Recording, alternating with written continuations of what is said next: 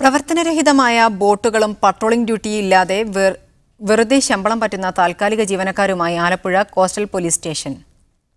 Coastal പോലീസിന്റെ പ്രവർത്തനം കാര്യക്ഷമമാക്കാനായി അനുവദിച്ച ഇന്റർസെപ്റ്റർ ബോട്ടുകളെല്ലാം തന്നെ ഇപ്പോൾ പ്രവർത്തനരഹിതമാണ്. ഒന്നിന് 2.5 കോടി രൂപ വിലയുള്ള 3 ഇന്റർസെപ്റ്റർ ബോട്ടുകളാണ് ആലപ്പുഴ കോസ്റ്റൽ പോലീസ് സ്റ്റേഷനിൽ അനുവദിച്ചിരുന്നത്. അതിൽ ഒരു ബോട്ട് 1 വർഷം മുൻപ് കായലിൽ വെച്ച് കത്തിപ്പോയി.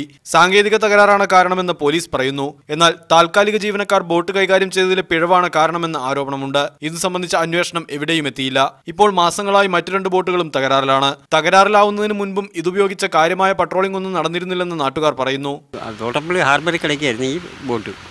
അത് പിന്നെ മണ്ണ് വന്ന് വീണപ്പോഴത്തേക്ക് അവർക്ക് കിടക്കാൻ എന്നും പറഞ്ഞ് ഇപ്പുറത്ത് കൊണ്ടുവന്നു. വൈകുന്നേരം ഏതെങ്കിലും ദിവസങ്ങളിൽ പോയി അവർ ഇച്ചിരി എണ്ണ കത്തിച്ചേച്ചും വരും. പട്രോളിംഗിന് മാത്രമായി 14 താൽക്കാലിക ജീവനക്കാരെ നിയമിച്ചിട്ടുണ്ട്. മാസം 2 ലക്ഷം രൂപയാണ് ഈ ജീവനക്കാർക്ക് ശമ്പളം കൊടുക്കാൻ വേണ്ടി മാത്രം മാറ്റിവെക്കുന്നത്. പക്ഷേ ബോട്ട് കേടാവുന്നതിന് മുൻപും അതിനുശേഷവും ഒന്നും പട്രോളിംഗ് ഇല്ലാത്തതിനാൽ ജോലിയൊന്നുമില്ല. 3 മാസത്തോളമായി തോട്ടപ്പള്ളിയിലുള്ള കോസ്റ്റൽ പോലീസ് സ്റ്റേഷനിൽ സർക്കിൾ ഇൻസ്പെക്ടർ പോസ്റ്റും ഒഴിഞ്ഞുകിടക്കുകയാണ്. രാജ്യാതിർത്തി കൂടിയായ തീരദേശ മേഖലയിലാണ് സംരക്ഷണ ചുമതലയുള്ള സുരക്ഷാ വിഭാഗം ഈ അവസ്ഥയിലുള്ളത്. ജനങ്ങളുടെ നികുതി പണത്തിൽ നിന്നുള്ള കോടികൾ ഇങ്ങനെ നശിക്കുന്നത് ഒരു പ്രശ്നം.